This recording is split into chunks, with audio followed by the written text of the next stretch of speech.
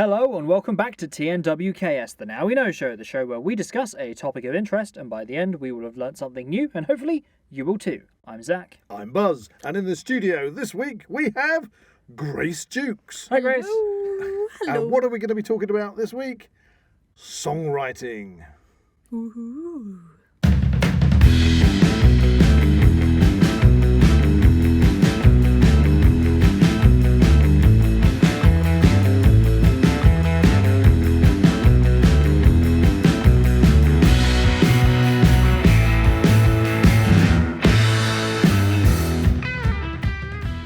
If you enjoy the Now We Know show podcast, support Zak Wylde Productions on Patreon or join our members on YouTube for early access, ad-free content and exclusive episodes. So yes, we are in the studio with singer-songwriter Grace Jukes, who is going to tell us all about her methods of writing songs, how you start, how you end up, beginning, middle and end, and produce hopefully the whole shebang of how you produce songs. Because you do have EPs that you can buy. Yes. I do indeed. Oh, shameless plug. That's Shameless all right, plug. you can Yeah, plug got those it. later on. However, first of all, we need to do our weekly segment known as Weird and Wonderful. So what is it this week? I've got a Weird and Wonderful. I don't think you can beat the cat one from last week. Oh, I'll try. It's another animal one. Oh, Yeah. okay. This week, it's titled Escaped Kangaroo Captured After Punching Canadian Officer. Okay, you beat the one from last week. Well, I don't know. I liked, was it moon pie? Mooncake. Mooncake last Still week, getting that wrong.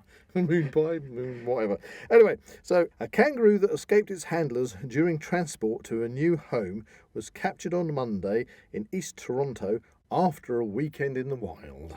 But not before delivering a punch in the face to one of the police officers who'd brought her run to an end.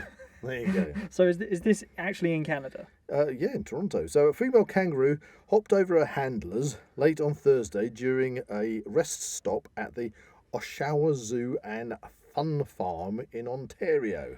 Video was put on social media on Friday of the marsupial, who was born in captivity, running along a road in Oshawa, a town on Lake Ontario, about 37 miles east of Toronto. Officers on patrol spotted the kangaroo at around 3 a.m. on Monday on a rural property in North Oshawa. Staff Sergeant Chris Ballou contacted the kangaroo's handlers and was told to grab it by the tail. It's a funny scene. Okay, so he instructed his officers to do exactly that. Yep. However, the kangaroo... The kung fu. the kung fu, yes. However, the kangaroo punched one of the officers in the face during the capture. There you go. It's something that he and his platoon mates will remember for the rest of their careers, he told I think we will too. CBC Toronto. There you go. Do you remember that one time? That one time when he got punched in the face by a kangaroo or a karate kangaroo. Karate kangaroo. There you go. That's a movie right there. Yeah, that's it. Karate kangaroo. Karangaroo. Karate. Yeah, I think we could all do with that. Nice little bit of karangaroo. Could be a whole... It's the new style. Oh, I is. love it. Mind you, there is one. There is a karate style from Australia. It's and people call it kangaroo karate, mainly because it's from Australia. But I just can't remember the name of it. But it sounds a bit like kangaroo. Like Capoeira? Kangaroo. Capoeira? No, that's from South America, capoeira. Oh, well, it'd be with a K. Actually, it's a C.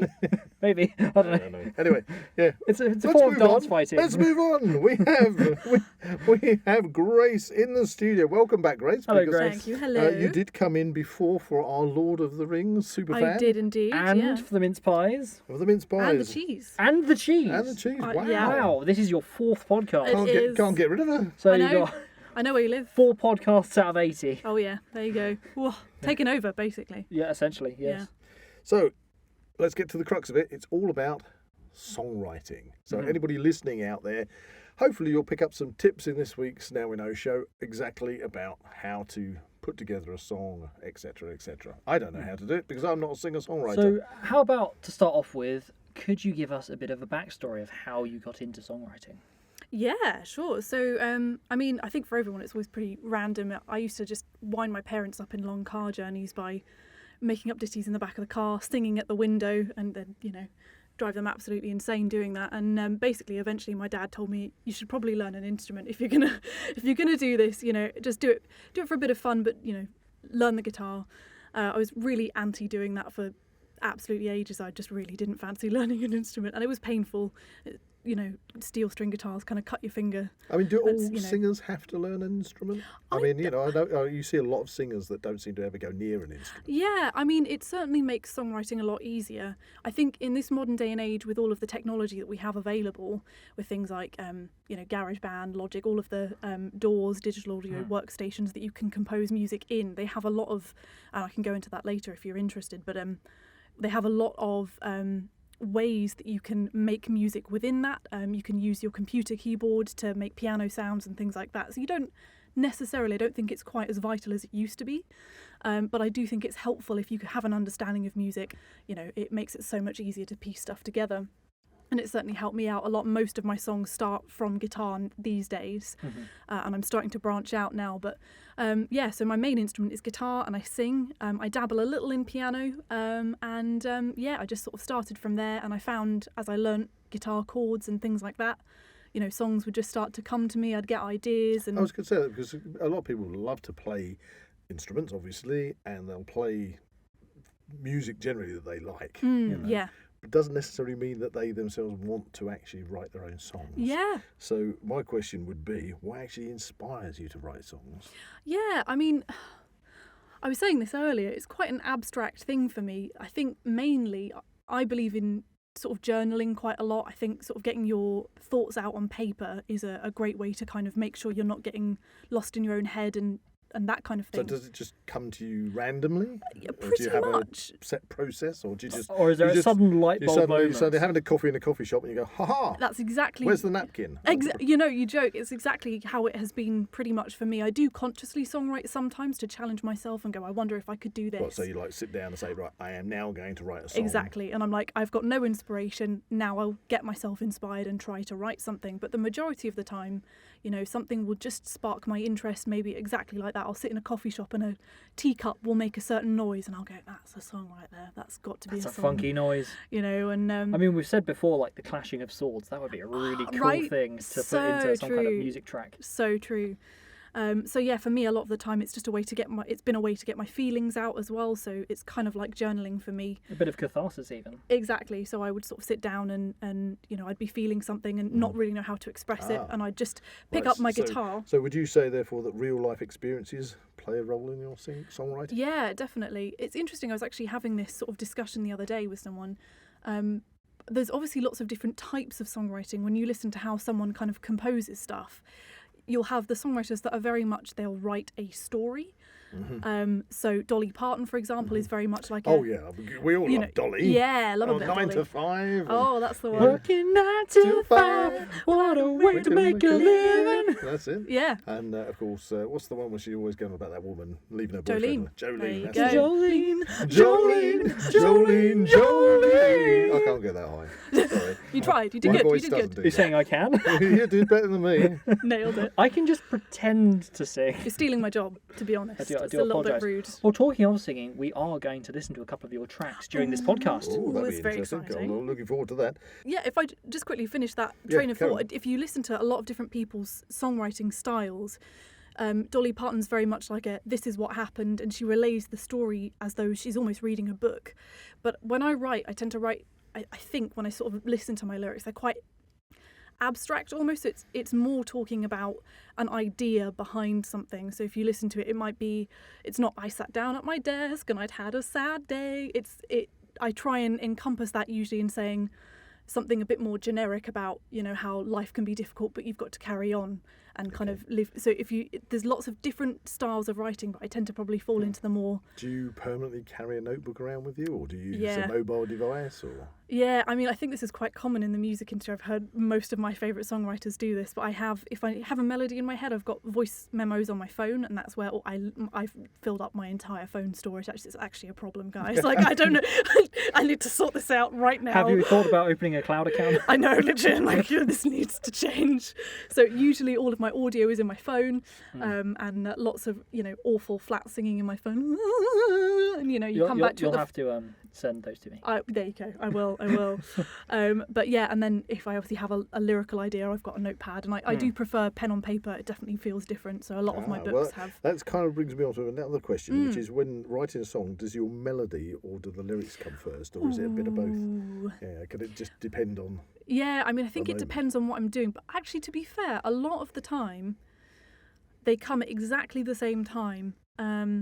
If I had to pick, it'd probably be a melody first, because usually the rhythm of a melody lends itself to a certain type of lyric, if that makes sense. So a lot of my songs, if they're more ballady, it sounds kind of strange, but you need longer words to sort of that fit the length of the beats in the bar and things like that. I've never really thought about it like that. Yeah. Dodecahedron. Dodecahedron. What a good. I love that word. It's a long word. How many sides is a dodecahedron? It's 12, isn't it? Oh, yeah. We'll have to write a song about dodecahedrons now. Yeah. You heard it here first. Right. This is an interesting question I wrote down. Do you have any rituals or habits that sort of get you into the songwriting zone? Do you say, I must have a cup of tea, or? That doesn't go amiss. One thing I've always said is if I need to write songs, I look at the sky. That's I'm obsessed with looking at the sky. So, so does that mean that a song during the day might be different if you a song during the night? Absolutely, yeah. And it's so for me, my favourite types of day are obviously kind of blue sky days, but anything can Scudding clouds. Oh yeah, I love that stuff. Thunderstorms. I haven't done anything with this yet, but I've got a couple of songs that I, over the years, have tried to write. I'm really into lo-fi chill hop kind of stuff. I don't know if you guys, or jazz hop. Again? And it's Jazz hop. Jazz hop, and it's basically a combination of hip hop and jazz. Right. And suddenly gone into the world of Mighty Boosh now. Oh, there you go. Way. That's scat. Scat jazz. Nice. Sorry, carry on. That's all right.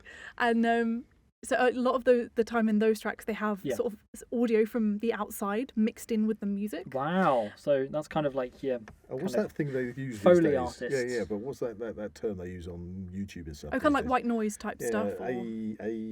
ASMR. It's pretty much like that. Like the crunching of crisps. Crows. There you go. Crowing. See, because I like... I have a very wide range of music that I like, but what you've just reminded me of are things like Wardruna and such like, which do a lot of music which has thunder in there, that has crows. Your Scandinavian Viking style stuff. They did all the soundtrack for the Vikings. Oh, nice, TV series. I don't think that is that the actual intro song isn't Wardruna. Shows how much I know about music. Close enough. It's fine. Whereas me, it's more kind of, I watch a lot of films, and the basis of my music tastes are probably rooted within the themes of films that I've seen. 100%. Isn't that part of music? Because you listen to a song and then you'll associate it with a good feeling, or you'll feel it with a melancholy feeling. So when you get couples, they might choose their song in brackets, and of course then years later, I'll still hear a song that I'll associate with an old girlfriend that I had from years ago. Ooh. And go, it's that one, and then you go, let's track, Gavin. Let's go to one. Alexa, skip track. we can associate to each other. Yeah. And that is the song Don't Stop Me Now, which Queen. we sung whilst running down Ben Nevis. It was like, nice. we really wanted to get down Ben Nevis, and we had a great time climbing up there, but we wanted to get down, and there was a coffee shop at the bottom, and I promised you a hot chocolate. Yep. And it was like, don't stop. But we were on the scree, rather than going on the path. Yeah. We hit the scree slopes, so we could literally... in quotations, a shortcut. You could literally run and go... down the screen. Oh, I love that. And it was good fun. Tina, who's also been on the podcast, she had quite the time of... She wished she hadn't followed us, really. But that's a story for another time. But yeah, so as soon as I hear Don't Stop Me Now, I just think of that fun time of... running down Ben Nevis. Yeah, 100%. And I think that's the thing with music, it can last for years and embed itself in your psyche, depending on what it is. So true. So what kind of style would you put your music in? Oh, I always really struggle with this one. Because, and I tell you why, my dad and my mum raised me on every type of music there is. And so when I write songs, because what tends to capture my imagination, it's actually interesting you talk about, obviously, Don't Stop Me Now is something that, is just embedded in you. Sometimes songs will come from, I'll hear a song that I really like and I'll go, I want to write in that style. I've never done it before. I want to write in that. And actually one of the tracks we'll play later had that kind of idea behind it. And so it can be really difficult to pick a genre. And actually it was really hard when trying to release my EPs, because they ask you obviously for all the metadata and they're like, what are you? And I'm like, I don't know. You know, I know what that's like. That could be just as much as putting a video on YouTube where it says, which category do you put your video in? I go, and those categories are so limited. Outdated. They are, aren't they? I looked at them as well. It's like education. It's kind of like, well, they are educational. Pets and animals. Yeah, so what do I do when I'm doing my bushcraft? And it's also I'm doing night vision camera of otters. Do I put it down as educational or do I put it as animals? Is it how to and style or people and blogs? Yes, right. So, oh man. So yeah, that must be fun for you to have to fill in all that stuff. Exactly, and it's sort of obviously they talk about being an indie songwriter is where you kind of have to market. Again, it'd be exactly the same for you as content creators. You have to kind of market yourself if you want people to find it. Yeah. And people are like, it's easier, pick a niche, pick a niche. And I'm like, I don't want to. Pick a niche. I want to break those boundaries, Exactly. And so. But is it such a bad thing though at some point if you found yourself in a niche? No, definitely not. Because I mean, you do kind of find that. I mean, let's just take some. I have great. I take my hat off to songwriters because I don't know how you guys do it. To be honest with you, I could write a script or a novel or something. But to put somebody that springs to mind straight away in that niche for me, is a combination of a fantastic all-round musician and entertainer, but also his buddy, who is probably, to me, one of the best songwriters going, and that would be Elton John. Yeah. Now, he's obviously in that kind of niche of his own. Yes. But I can't remember his buddy who's the songwriter who writes the songs. But Elton has sung so many songs, but the guy, it's going to annoy me. We're going to have to Google it. But his buddy who writes the songs has just knocked all of these Elton John songs out for decades. Damn, and he doesn't stop. Yeah. And it's crazy Amazing to think stuff. one guy can just bring such fantastic records, Yeah, 100%. One after another after another. Because that's the thing with like scripts and stories and things. It takes you've got time with that, and for a song, it's like you've only got like what's like the prime length for a song. It'd be like 2 or 3 minutes. Couple of minutes, unless it's Bohemian Rhapsody. Exactly. We're in prog metal now. We're in prog metal now. Oh yeah, love that. Oh, it's Bernie. That's it. It's Bernie Taupin. There you go. I had to Google it. Good old Bernie. Yes, absolutely amazing songwriter. When you think that behind most of Elton John's, I don't know, maybe all of Elton John's songs, I don't know, but Bernie has literally written all of those, and you think, how does he do that? Yeah. Definitely. Well, it's interesting because it's actually a fear that you encounter as a songwriter that, one day it's just going to dry up and you're just going to be like, I feel nothing. That sounds really dark. Geez. I didn't mean that. I feel nothing. There is nothing but darkness inside. No. We want to refer everyone to the previous podcast where we talked about mindfulness as being positive. That was one of my questions. Was to ask you what happens if you get writer's block. How do you get around it? And I think for me, it actually happened a little bit for me last year, where I'd always written songs with my guitar and I'd always written, by singing, and I was thinking, I want to do something different. I want to do something that's actually just pushes me out of my comfort zone a little bit. And I actually wrote a song called In a Whisper You Were Gone, which I wrote using the sound my friend's washing line made. That was... do you remember that one? Yeah, you told me about that. Yeah. And it was just one of those moments where I thought, this is a whole other string to my, to my bow. Is that the one? Yeah, there you go. I'll have a string to my washing line. Maybe there's your niche. Do there? Yeah. But, I mean, there are songwriters that literally just write songs for other people, don't they? Because pop bands will obviously sing songs. Yep. The bands or groups will get known for those songs, but they didn't write them. Yeah. There's this whole industry of songwriting behind all the pop songs. Yeah, behind the faces. Yeah. But that's kind of why I say, with Elton John and Bernie, you that continuous pulling out. I mean, I suppose if you went to an Elton John concert, I mean, I'm just using him as an example, or you could say Queen. Yeah. Every single track you play, you'd probably on stage, you'd recognise every single one they play. But then you go and see other groups, and you'll know them for maybe one or two songs that you've gone to listen to, and then they play a load of stuff you've never heard of before, and you go, I'm a bit bored of this now. Which has happened to me. I went to a Guns N' Roses concert. Interesting. And that was at Wembley Stadium. I was really looking forward to Guns N' Roses, and then they played loads of stuff from their new album, and everybody was just there wanting them to play the classic stuff. Yeah. And it was like, oh, that wasn't very good. It was like you had to wait to the end to get something you recognised to go, now I get into it. Yeah. That's the bit I'll remember. That's the bit I remember. Yeah. So, Yeah. you know, I think to be, it must be very difficult to be, what's the word I'm looking for? You know, where you sort of like consistent. consistent. And yeah. The 100%. consistency of records. And especially maintaining that to And that must be very awkward. Providing for your audience. That must be very awkward if you can't, because you also have that problem, don't you, when people jump kind of a genre, then Yes. you know, they want you to be kind of in a genre so that it sounds. They Consistent. like that sound. Yeah, that's it. And it, I don't know, could it be detrimental if you sort of jump about too much? Yes, absolutely. And I think this is go, I love this person's Yeah, song, and now they brought this thing out. What is this? I don't understand it. Yeah, definitely. And I definitely think recently I've definitely been falling into a sound which for me as an artist is much, much easier to handle when stuff comes out in the same, that you could group together and not be like, Grace, you did a death metal track, right? And then a folk song. It's a little bit off here, you know. From one extreme exactly. to the other. And I mean, to be fair, on my EPs, I kind of did that with the last track, both of the sixth track on each EP, because they were kind of meant to be almost like a mirror of each other, the two EPs. The last track on each of those is like an electronic song, and it's quite funny how it kind of divided a lot of the people that listened to my EP, because a lot of them were like, that last track was a little bit like not it. It was quite funny. So you said EP a couple of times. What is an EP for listeners out there? So it means extended play, and I think it harkens. Yes. Yeah, it. When we used to have vinyls. Yeah. Right. And I'm not. You're actually probably more qualified to talk about this because I've never had an EP as it originally was. I've still got some in the attic.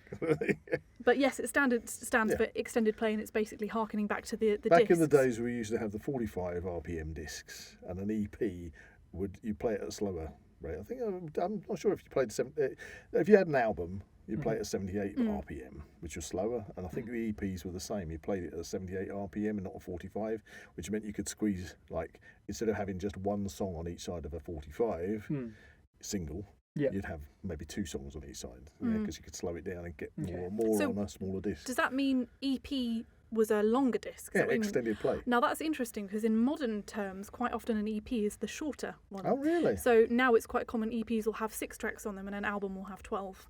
So that's interesting to see. Yeah, but the EPs as a vinyl disc were the ones in between. Yeah. Not many people produced EPs, which were, as I say, were extended play. Yeah. But it was kind of in between, because you bought the single or you bought the album was the general thing. Yeah. But once in a while, a band would bring out an EP. Do the middle. Yeah. So that's interesting. On picture discs as well. Yeah.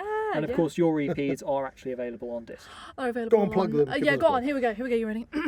Ladies and gentlemen, my EPs are available on all major streaming platforms of your choice, and I also have EPs to purchase in the physical format. As we know, these guys here love their physical media. Oh yes, we do. And physical media. you can't indeed, and you can buy my physical media CDs from my website gracejukes.com. I will include a link in the description of In this that on case, YouTube. In that case, maybe we should listen to one of your tracks. Ooh, I think it's a good point. So, which is the first track you're going to play us? So I'm going to play you guys Walk a Little Wild, and this one has an interesting creation story behind it. We'll talk about that after we listen to it. There we go. Okay, so let's listen to Walk a Little Wild.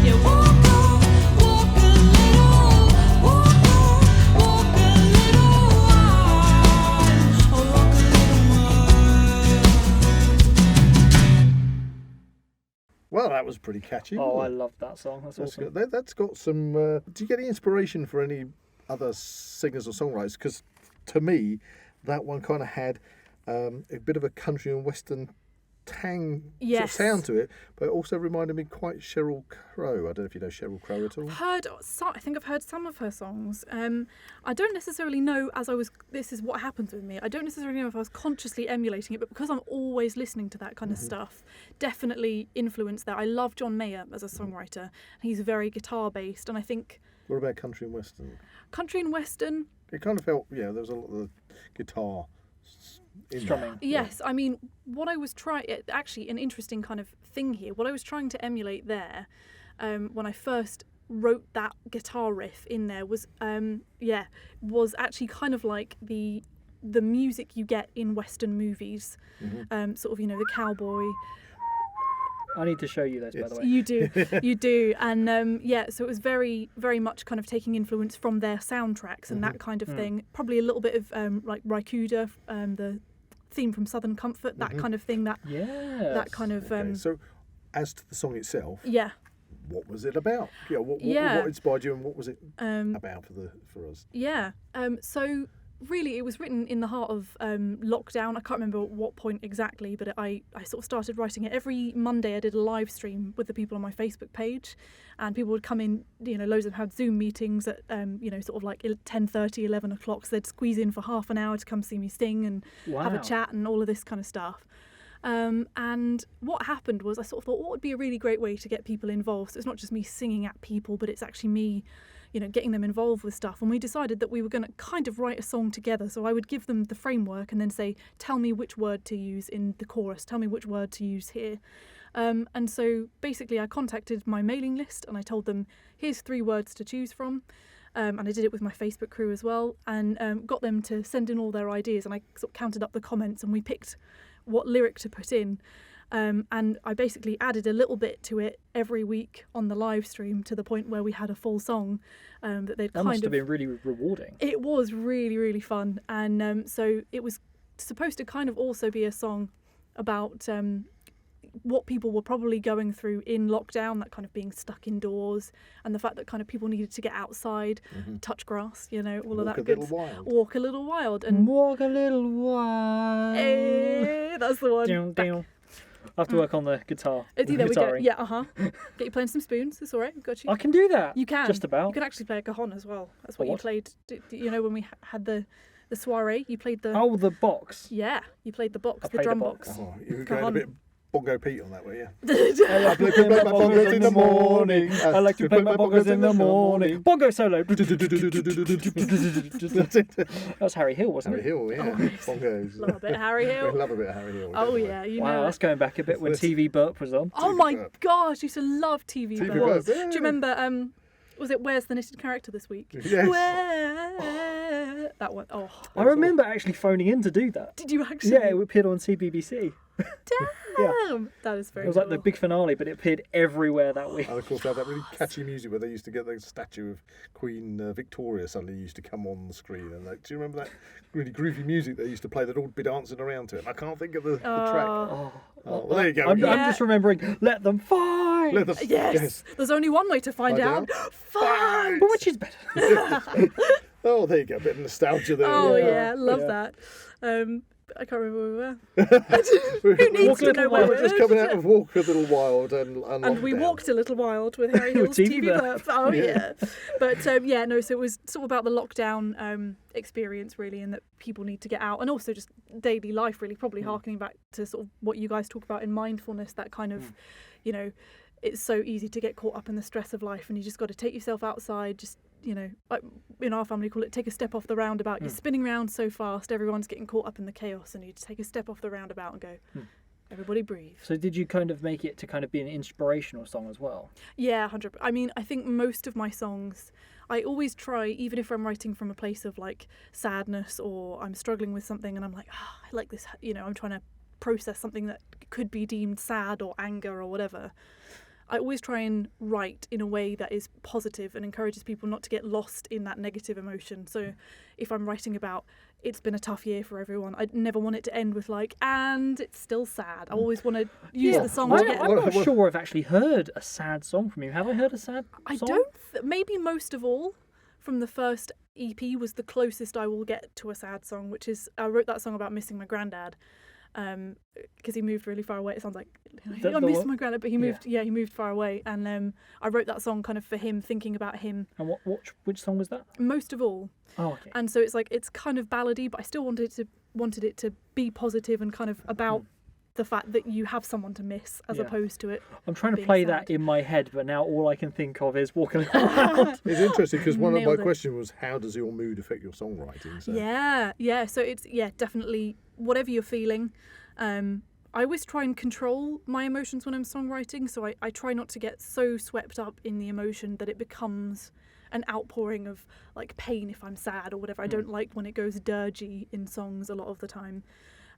So I try and regulate that kind of and channel it into something. Do you prefer it to be a positive, uplifting song? 100%. And even if you're talking about something sad, I always want people to leave with the feeling of there's hope. I never want it to be they get to the end of the song and go, oh, well, is that it? Am I just stuck here? You know, I kind of want it to be a song that gets you from the sad emotion to, well, this is sad, but we can move and use it to grow as a person. Be in a positive place. Exactly. Have you had much of a response from like your listeners? Yeah, actually, there was loads of really cool stories during lockdown. One of, I'm thinking of someone in particular, but loads of them went through really tough times. They'd lost people, or whatever it was. And one of my listeners was actually listening from hospital, and they sort of like wrote in on one of the live streams and said like, you just got me through this really dark time where I felt like there was no hope. I was really struggling, and your song has become my anthem for like the tough times. And it was like, gosh, as a songwriter, that's a real compliment.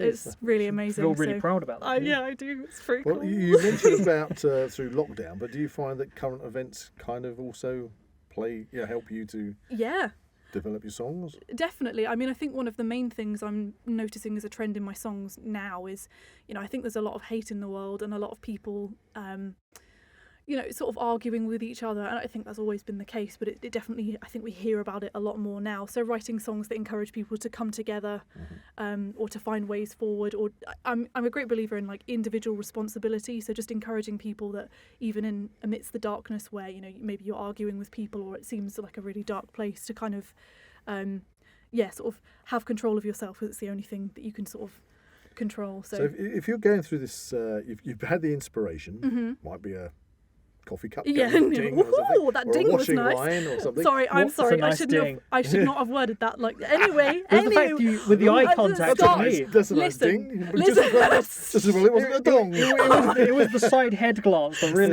sold it to me. It's a ding. It's a dong. It's a ding dong. It's a washing line. So you've got a new song right there. Ding dong washing line. Ding dong washing line. Ding dong washing line. I think we need to work on our song. There we go. So we're working on our ding dong washing. So you've got your idea and you're working. When do you know that a song is finished? Because I like writing short stories. Yes. I mean, I've written many short stories. It'd be interesting. I don't know if I knew that about you. I do. I'm working on one at the moment where it's not short stories, actually, an audio drama called #Survival, funny enough. Nice. But with my short stories, I have this horrible habit of I write them and I get sort of like, the end. Yes. And then I go and reread them and go, I want to change that. Yeah, it's interesting. I want to change that. Because I've actually gone through this scripting process. And I have to kind of fight with myself not to keep going back and changing things. So at university, I've gone through a lot of this scripting process and how projects are made, created and produced, etc., etc. And what I basically learnt from that is something is never going to be perfect. Projects are created and developed. Yeah. And then they're made up to a point where they're then abandoned. Yes, yeah. You don't finish a project, you abandon it. Yes, interesting perspective. So would you say that, Grace, which I kind of found really interesting would you say that you abandon a song at a certain point and say, right, that's it? Now this is interesting. So when it's or is it that big the end goes on there. That's done. Is that you've given it a tick of approval? Yes, yeah. This is the best song I've ever written, and I'm done. Made for life. Oh yeah. I think just do a Christmas song. Yeah, that's it. Exactly. My dad keeps going. He's like, "When's the Christmas song coming out? Can you not add bells to one you've already written?" Just and I'm like, ching, "Dad, ching, no." It's just got to be like that sleigh bell song. the sleigh There's bells. hardly anything to do with Christmas. Ching, ching, Just the music videos with snow. There we And go. sleigh bells, they say a lot. That's it. Boom, sorted. What was the question? The question was, how do you know when a song is finished? Okay, so when I'm acoustically writing, so what I mean by that is I've got my guitar, I'm singing, and I write basically what I would call, it's just the acoustic version. It's the guitar, me singing, the chords and the lyrics. That's really easy.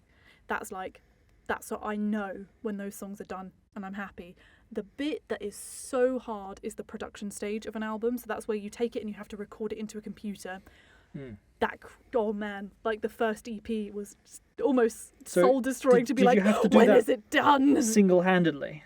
I did the production single-handedly and the kind of recording it all in single-handedly, and then I had a great mixing and mastering engineer who basically polished it. So I basically sent him all of the raw audio files and a rough mix of what I wanted it to sound like. So I sort of said, this is the sort of characteristic of sound I want it to have. But I just don't have the ear for that. He's his name's Gareth, and he's a really skilled guy. He's just got the ear for making sure the vocals don't cancel out the guitar, and bits aren't too quiet, too loud, etc. And he did all of that bit for me, and he knows all the bits, technical, the stuff and the bits. So he covered off things like what bit rate it should be done at. That's really interesting. Yeah, and what different streaming platforms do. They'll actually turn down your song based on how it's mixed. That is or true. they'll increase the volume based on how it's mixed. Do you find that for podcasts? It's interesting. I have never experienced any trouble with this. Yes. But a similar thing is equatable to when you put in a film onto disc. Again, this is another thing I've learned at university, that production companies and things, when you're going to distributors and things, they will require a specific format for your thing in order to put it onto disc. Okay, yeah. Or for like classifications and things and trailers and that such makes and such sense. and such. But I found that's a really interesting kind of parallel there. Yeah, there's definitely a lot of parallels there, and I'd actually kind of like to delve into the film world. I'm doing a couple of courses at the moment on music for film and games, because they're such a different medium, but also so many certainly crossovers. when it comes to, because obviously we're filmmakers, and when it comes to your best friend when it comes to filmmaking, is the audio, because audio is dirt cheap generally. But it can change the emotion in a scene completely. It can make or break a scene depending on the type of audio sound you've got with for instance, if it doesn't work with the scene, then it completely changes. It can make something memorable. 100%. It brings to mind, as an example, there's a scene from one of Bruce Lee's movies. It's the one where he's fighting Chuck Norris in the Colosseum. Way of the Dragon. Yeah, Way of the Dragon. That's the one. And he's fighting. It's a classic martial arts movie. But somebody put that scene on YouTube and changed it to kind of like a love story melody. Have you seen that? Oh, it's like, the bad thing is it tensing works. all your muscles and everything. Because they're all in this sequence where they're tense before they fight. Taking off their clothes and tensing their muscles. And in the original, it's really dramatic. Really like the tension before the fight, and then it's turned into like this complete love scene. Oh my gosh! And the trouble is, it works so well. Do you know there's another film they did that? They did it with the scene in Lord of the Rings where Aragorn and Legolas are looking out across the plains. I can't remember what movie. It must be The Return of the King, I think. And they're looking out across the plains and they're kind of seeing the armies of Mordor approaching. Right. And then someone put hungry eyes over the top with hungry eyes, and every eye glance is just like so tainted. You're like, no, what have you done? So that's a really interesting area to get into, is that movie score writing. I don't know, out of my zone. I know what I want to go with a particular scene, but to produce the music, particular style. Particular style, and it's the ability to convey that style like correctly to whoever you're working with in order to kind of bring that to fruition. That's so true. That's exactly what I had when I first met Gareth as this mixing engineer. I mean, he's amazing, because do you know what we had to deal with was me turning up and going, well, I kind of want my music to sound like, like, ah, and kind of like, I want the sound to be like long and like and wide, and like I want it to sound like water. And he was like, right, okay. But he did it, and that's what, it really shows someone's craft, is he sat down and went, I think what you mean is this, right? And he'd just, put reverb on it and do blah, blah, blah, blah, EQ it a little bit, and I'd be like, that's exactly what how did you do that? He's like, It's the ability to translate something that's so abstract into physical. Yes, it's there. That's amazing. So I'm going to ask you a question as a songwriter. Why do you get some songs where the songs never end, they just fade out, and other ones will stop? I reckon you know the answer to this. Well, do you, I want the no.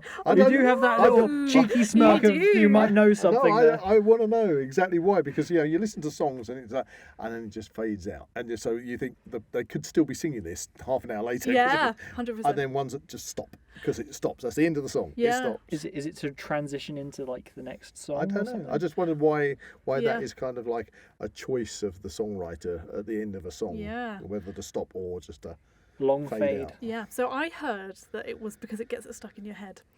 So I heard it's actually a technique that people, I mean, obviously beyond the fact that it just sounds cool. So for some people, they'll just be doing it because it just feels like the song doesn't need to end. The fade, yeah. Right. It can feel like the song doesn't need to end. So they might just kind of, maybe it's like a representation of the story never ending or whatever. But I think a lot of the time as well, they used to do it. I think they did it quite a lot in 80s music. And 70s, and it was quite common because I think it used to get stuck in people's head because your brain couldn't. I think it's a psychological thing where your brain. Well, there was no stop. There's no stop, so your brain's like, oh, it's still going. Out, you're still... So it's done for like a purpose. Then. A lot of the time. That's interesting. Yeah. So is that a technique that you've used? I have never done it, and actually now you've mentioned it, I'm just sort of thinking it's actually something I could have fun playing with. I haven't written a song so far that it's fitted with, but it's something I could intentionally write with. So that might. It would be interesting to see if that song then becomes one of your popular ones. So what I'm going to do is I'm going to just haunt you guys with my music and be like, did this get stuck in your head? What about this one? What about this one? You have to tell me how catchy it was and whether it I want the ding-dong. You want the ding-dong washing line? The ding-dong washing line. Oh, yeah. Just fading out. We'll provide ding-dong washing line. I think we might have to provide the funding for that one. Yeah. All we need is, well, ding-dong sounds like, maybe this could be the start of that Christmas track. Ding dong. It's like Ding Dong Merrily on High. Yeah, there you go. Ding dong. Ding dong on your washing line. Something about singing. Hang your stocking on your washing line. Hey, there you go. Washing line. Washing line. Washing line. Ding dong. Washing line. I don't know where this is spawned from. And this is where I go through my rap era now. And this is how this happens. This is your awakening. Oh, yeah. Your musical rebirth. Right. Before we go too obscure, maybe we should refresh the listeners' ears and play another track. What do you reckon? I think we should do it. What are we going to go for? What are we listening to? So this next one is called Silhouette, and there's actually a fun story about this one as well. Not super interesting, but it's I'll give you a shout after we've listened. Okay, hit that button, Zach.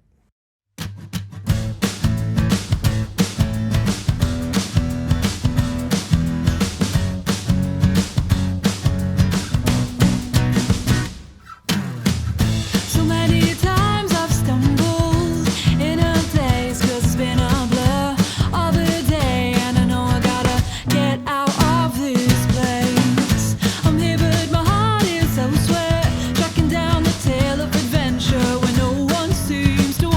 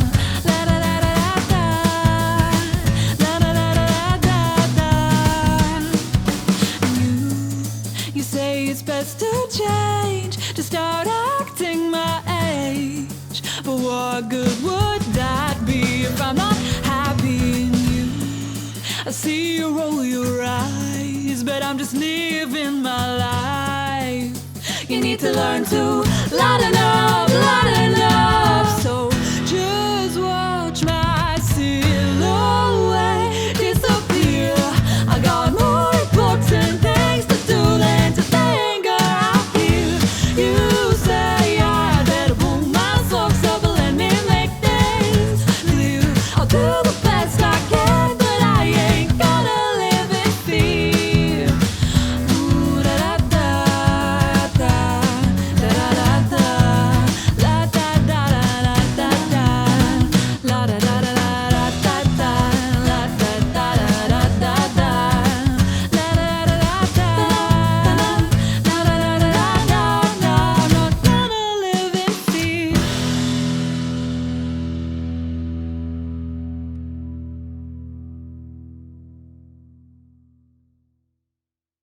Woo! Well, that was cool, wasn't it? It was. So, what is this? You got us, before we went into that song, you told us there was a story behind it. Yeah. We're all wanting to find out. Here we go. So it's not super exciting, but we were talking earlier about, obviously, a lot of the time, other stuff will inspire me to write the songs. And I believe at this time I was quite stressed at sixth form with sort of exams and things like that. And I just took a moment out, sort of, again, just take a breath. And I will remember distinctly going and sitting in the music room, and they had this tiny little practice room and a guitar that was like, I think, missing a string or something. Wow. You know, it Wow. was Pulling out all the stops there. you know, but it was this really cool old classic guitar. Which college did you go to? I'm just imagining all these students that have qualified coming out saying, I can play anything, but as long as it hasn't got an E in it. Yeah, that's it. Yeah, I don't know what that string does, but I don't know. Don't ask me.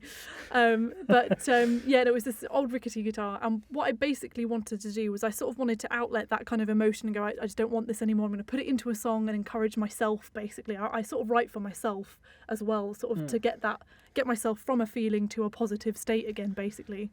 And I wanted to kind of take influence from sort of two of my favourite artists, who are Mindy Gledhill and Owl City, and they kind of write very what I would term cutesy songs. So when you listen to the lyrics, they're not. It's interesting you say that, because I made a couple of notes myself. Yes. After listening to that song, and it's very much a lot more upbeat. Yes. Than the first one we listened to. That's right. In that kind of, and it reminded me of a style of, I don't know if you know Katie Tunstall at all. Yes, yeah. But love also Katie. Fairground Attraction. Have you heard Fairground Attraction? I think I've heard some of their songs, but I couldn't. But they have that kind of uplifting kind of not whether you call it party, but I know what you mean. It gets you toe tapping. Yeah, it kind of gets you into it. Yeah, exactly. And the same thing goes. Mindy Gledhill used to, and still does actually, write sort of songs that are very almost childlike in the way they look at things. So you know, that's something I really enjoy, and Owl City does exactly the same thing. So with the lyrics, sort of like, you know, you say I better pull my socks up, kind of that type of thing. Those lyrics. Pull my socks up, disappear. Exactly. That's it. Oh my God, you remember them? It's getting in there. Can you just see that I'm a fanboy now? We just need the fade off. There you go. Just need it to fade out, and then it'll get even more stuck. Embedded in your exactly. psyche. But so the story behind that was, obviously, it started on acoustic guitar in that little music room, and was kind of, can I write in more of a style of these people or take influence from them? And kind of I really doubled down in the lyrics of, like, normally I wouldn't say this, but it, you know, pull my socks up is a phrase I always use. How did you decide on well, this is a good question for both the tracks we've listened to and any other tracks. How did you decide on the final name? Because you called this one Silhouette. So where does the silhouette come into this? Yeah, man, that's a tricky one. Was it like a lyric in the song, or did you start with a title, or? No, it always comes from the lyrics. There was a really interesting idea that I remember hearing about, and it was this idea that quite often song titles are kind of very obviously written. You know it's going to be a word from the chorus. And so I quite often, I kind of ask myself when I get to the, you know, a certain point, usually just before the chorus, I go, do I want the song title to be kind of based around, do I want the song to be based around one word or a phrase in the chorus, or do I want the song title to be something a little bit harder to pick up? And Silhouette was one of the ones I decided. I think I actually wrote the chorus first, and it then really struck me. Owl City actually has a song called Silhouette, for starters, so I think that was kind of probably jogging around somewhere in my subconscious. And then I thought, do you know what, that's a really good fit for the song. But that came after the chorus was written. So sometimes it's just pick the coolest phrase that kind of fits with the vibe of the song, and then sometimes you can structure it around, what you want the song to be called. It's interesting, Yeah. because when I write stories, it's really funny because Yeah, I tend to write stories and the kind of the titles come to me. Yes, yeah, I That get you. is so weird. And Yeah, I think of the title. it's the same for me. I usually come up with a good title to spur the idea. I have lists. I literally jot down. I've got a new title, and I list down titles, and I have like lists and lists of titles, and then fit stories around the title. No way. This is so amazing. Rather than because write the so story, weird. rather than writing the story and then finding a part of that story to apply as the title. wow, because Do you do I the do same thing? exactly the same You do thing, the and same? you've never What? really I've never conveyed said that that. to me. No. And I have got a ton. I know. A ton of Really? titles for things. Titles that spring out of my mind. Yeah. That's I've a got great all the title. audio And then dramas once for I Lost say the History title, that I've it's written. like the Jeez. story almost explodes Wow. from the that title. Yeah. That's you know? so interesting. I do that with album titles, but I've never done that with a song. That's I don't think, maybe one, but yeah. I just that's- I don't think I can think of any of my stories that I have either written or I still have on the sort of penciled, sketched idea stage that I haven't not got a title for. Yeah. There was one called the Pirate Queen, for example, and I wrote that on a trip out to Croatia, and then I stayed in Croatia for a bit, and I came back, and it was I hadn't decided to write this story at all. It just came to me while I was in Croatia, Wow. Yeah. and straight away I had this title, The Pirate Queen, and then all the story came to me. Set in the kind of Victorian period, but it all came to me after that title just popped up in my head. Yeah, and kind of started to create the world for you. Around the title, that's how incredible. it worked for me. Anyway, It is. Yeah. Anyway, I've got a question. Oh, Okay. I like questions. Now the listeners won't have seen this, but with both the tracks that you sent over for me to listen to, for us to listen to, I take it the artwork on there is the artwork of the EP. Yes, that's right. Yeah. There is a theme that I noticed in there. Yes. One, you're brandishing a gun. Yes. And the other one, you're brandishing a baseball bat. Yes. Yeah. So, can you tell us about why this is like, I don't know if you've got any others that have got more weapons in there, but Yes, I mean, I've got what's the ideas. weapon I've got theme? ideas. Is that coincidental, or do you have weapons in every single one? We were just having anger issues or something. No, so for me... I just thought you were like the Walking Dead fan or something. Yeah, that's it. That's it, exactly. I just wanted to look cool, guys, okay? Just need a couple of zombies in the That's background. it. Perfect. Sold. Well, the next one's got to be swords, right? There you go. Anyway, so the weapons. Yeah, out of so interest. what happened initially was Breaking of the Mundane was a title that came to me. I kind of was playing with the idea. I'd never obviously done an album before, so that album title came to me because I was like, I want to push myself out of my comfort zone. I've been saying I'm going to do an album for ages. I'm going to do it. I'm going to break out of the mundane stuff that I'm doing. Okay. That's where that came from. And then I coupled up with a couple of my friends and we had a chat about it. The guy who took the photos was called Charlie. He does really cool photographs. He's a friend of mine. And we sort of all talked about it, and we kind of came up with the idea of using a baseball bat with water balloons to kind of create. You can imagine how much fun they had with that. Yeah. So it stood there no, just we didn't get that one. Literally, you joke. He was like, "Yeah, I think we're gonna need to lob that in your face." Well, that's why again. I kind of got these from the images. I kind of got this feeling of country western almost because Yes. you're actually dressed in what I would consider. You're in very country locations. Yeah. You've got a nice kind of country dress on. Yeah, exactly. Yeah. But then you have like this rifle. Yeah. And then you have a baseball bat. Yeah.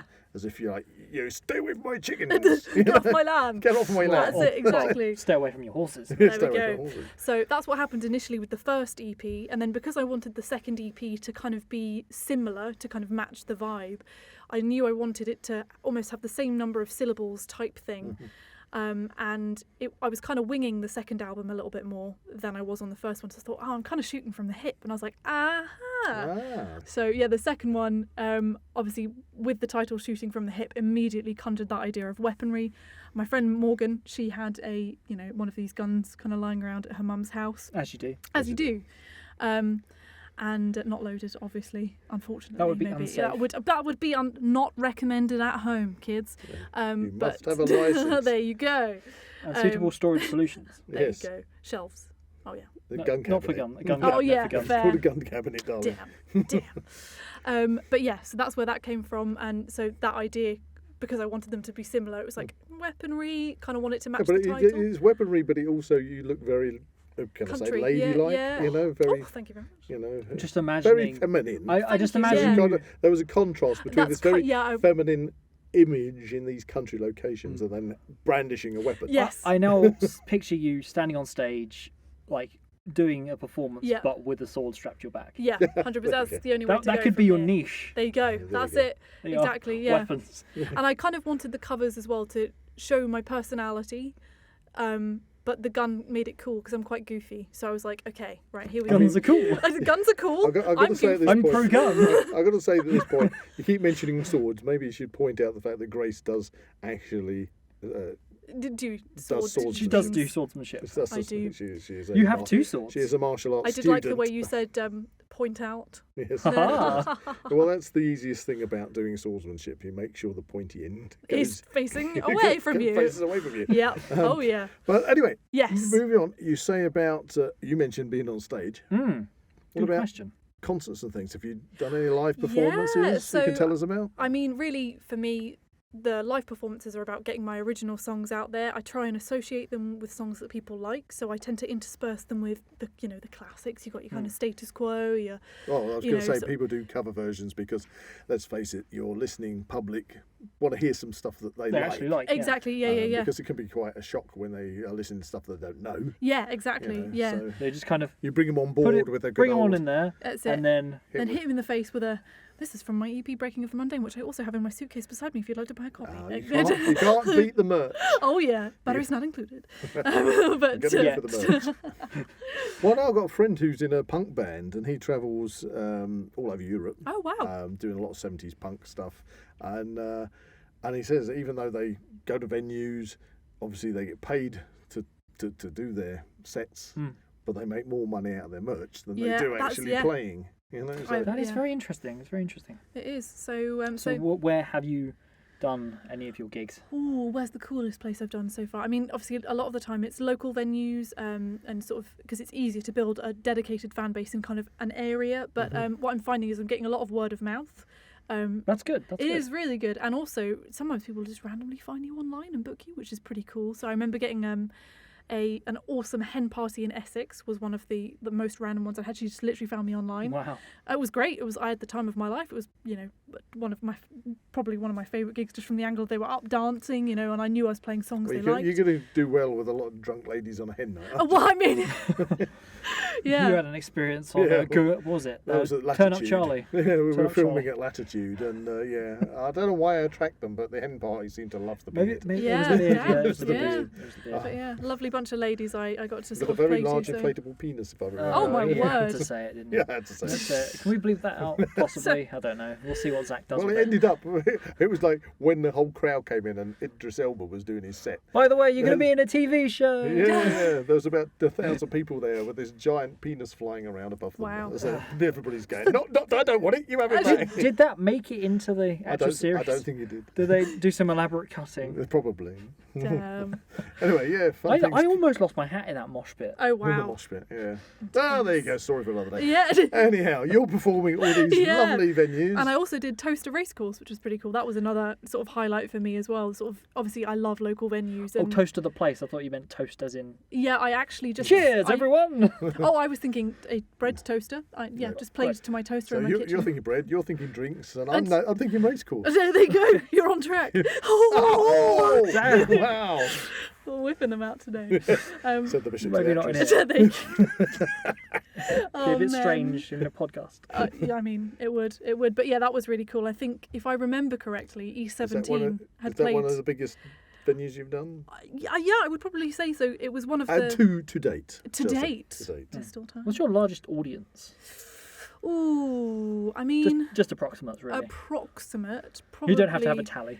2 people? Yeah, two people. My parents. Probably like 200. 200 to 300, maybe. Oh, Nice. that's exciting. Maybe more, but I Do you would get go. nervous? Oh yeah, 100%. I mean, yeah. okay, I'm going to ask you this question. As a singer-songwriter, and you're obviously doing a live performance, do you get more nervous playing a cover track than one of your own, or is it the opposite way? Do you think that a cover track you say, I know this well, I know it's going to go down well because I usually get a good reaction. I don't know how my own song's going to Yeah, do you know, that was definitely something that I had to start with, because I was also being cheeky to start with, because in the first couple of gigs I got, of course I was like relatively unknown, and I'd given these guys this amazing pitch of like, you know, you should book me. I'm the best thing since sliced bread, you know, just loads of PMA. That's it, exactly. Positive you know, mental attitude. That's it, exactly. You know, and I believed it, you know, from the sense of I knew I could do a good job, but you know, I had to convince them of that. And I sort of just, you know, at the end of our meeting, sort of talking about it, I went, I'm just going to play a couple of my own, and then, you know, ran away or whatever.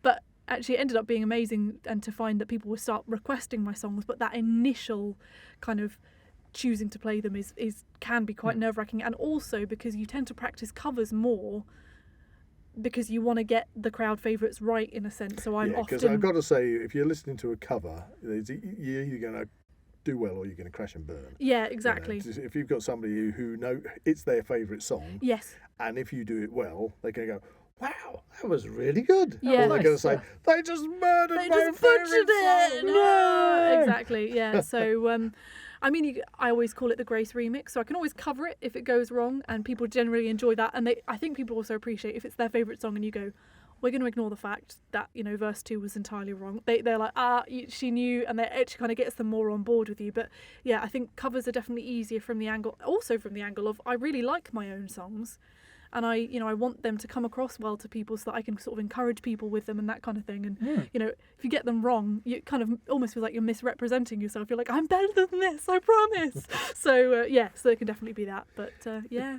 Right. Well, you did mention something right at the beginning of the podcast that I want to come back to. Nice. And you mentioned about GarageBand and other things. Yeah. And you said that maybe you could give the listeners a little insight in how you use those. Yeah, absolutely. Yeah. Because obviously you say you play the guitar. Yes. Obviously you sing. And you've got your lyrics. How do you build up those other musical instruments on your tracks? Yeah. How does that work? So usually what you start with, you pick what's known as a digital audio workstation, which is shortened to DAW or DAW. DAW, okay.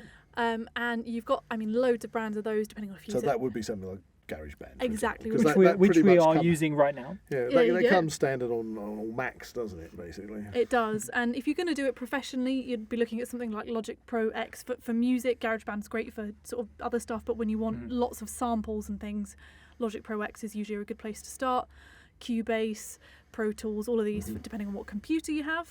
And in there, you've got sounds that obviously, you know, if you plug in a keyboard or you have your computer keyboard. Would you recommend, if you're going to do this kind of stuff, to build up some kind of track, that it's best to use a keyboard, proper keyboard, rather than a computer keyboard?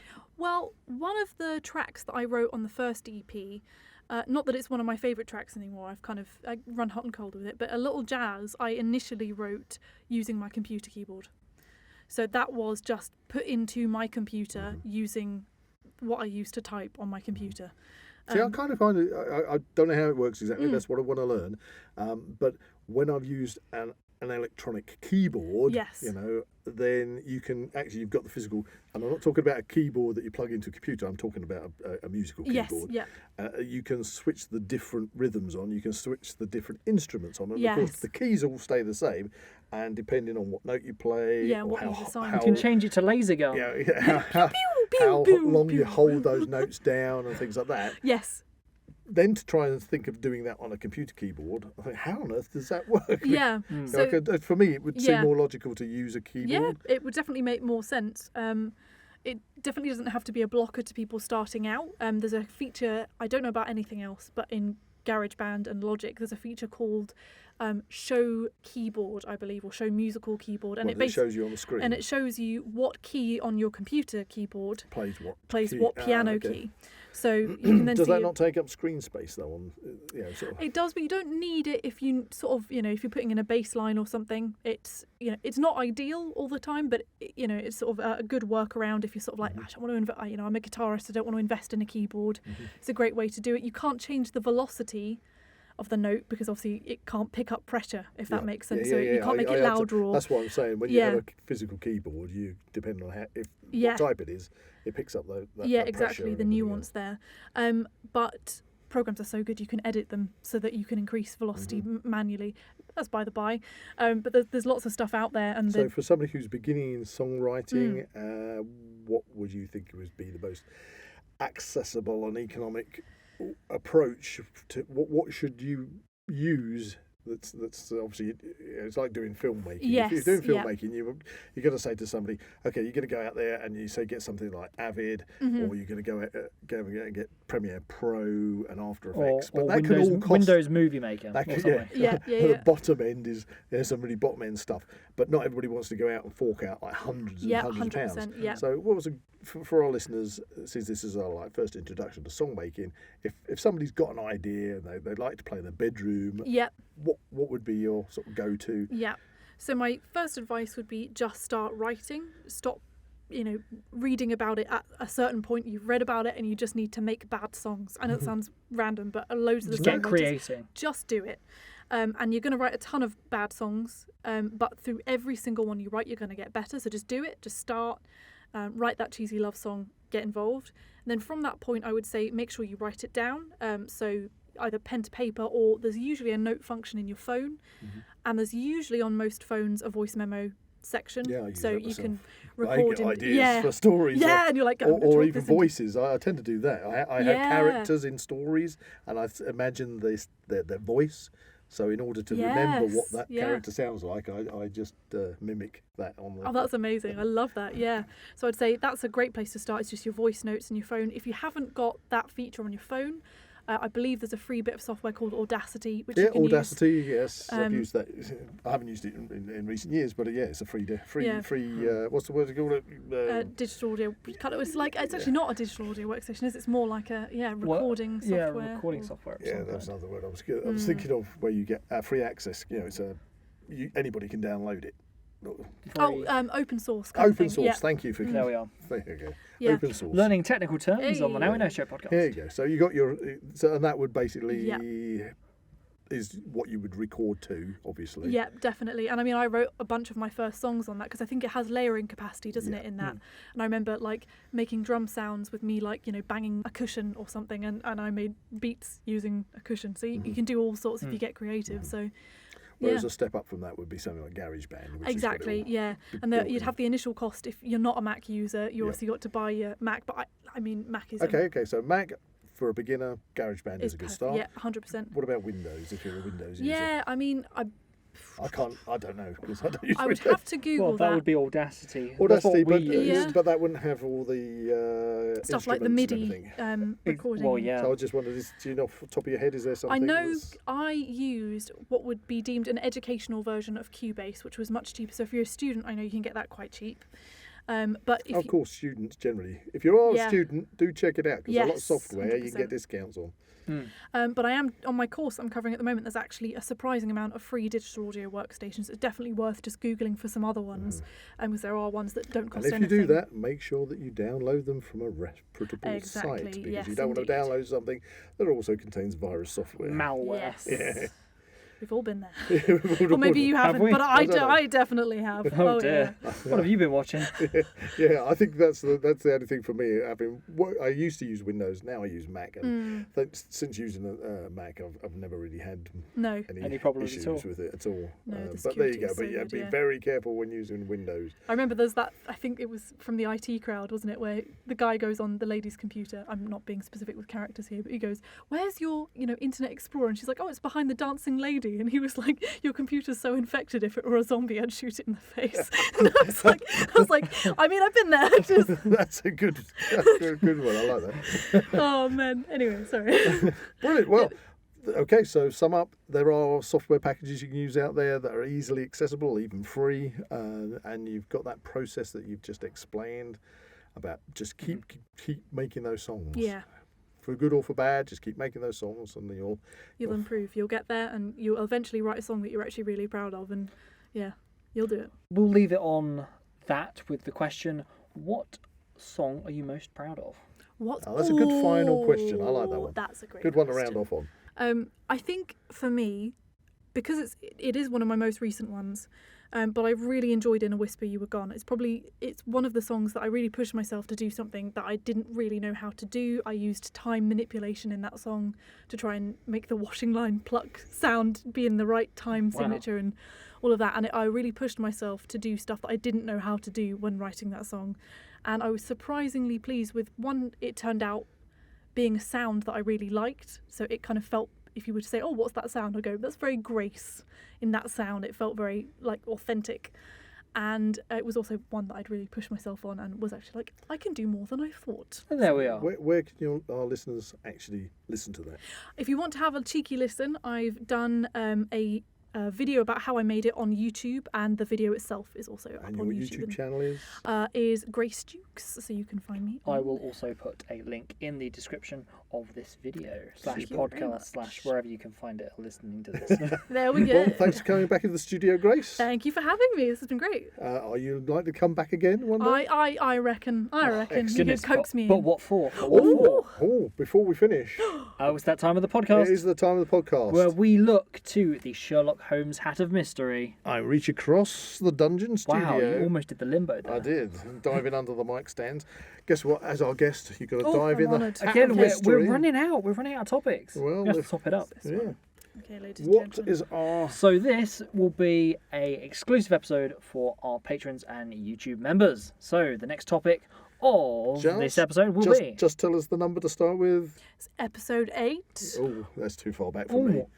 I can hardly remember what I did yesterday. 8. Any guesses? Any guesses? 8. Moon landings. Well done. Moon landing, yeah. Oh, There now we that's go. going to be a hot topic for me. I go Especially considering the latest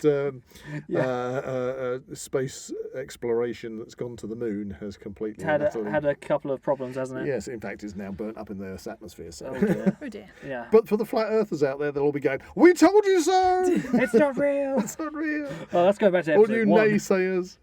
Yeah, That's actually really interesting because when we do this part of the podcast, I always think, what's the closest to that number that I can actually remember? Yeah. So, for instance, with that, it was episode 7, which was Bigfoot. Okay. And then I went, what did I do after that? What did I do after that? Okay, that was Japanese snacks too, and we've already pulled that one out, so it must be. There you Moon go. I look forward to talking about The that. logic of deduction. An insight. We've got a lot to do with moon landings Oh, yes. over the next 1 to 2 years. So. It's always How time exciting. to An do an update on that update one. on the Artemis one as well. Yeah, we must come back and do a full podcast update. If you enjoyed this podcast, please like and subscribe to this channel and comment below any suggestions of topics or activities you'd like to listen to in future episodes. That's a big musical goodbye from Zak. That's a melodic goodbye from Buzz. And it's a harmonic goodbye from Grace. Goodbye. Goodbye. Goodbye. I think Grace wins on that. Thanks. You can find the Now We Know Show podcast on YouTube, Spotify, Amazon Music and Apple Podcasts. Keep up to date with everything ZWP on Facebook and Instagram, or visit the Zak Wylde Productions website at www.zakwyldeproductions.com. And remember to join us on Patreon or become a YouTube member for early access content and exclusive episodes.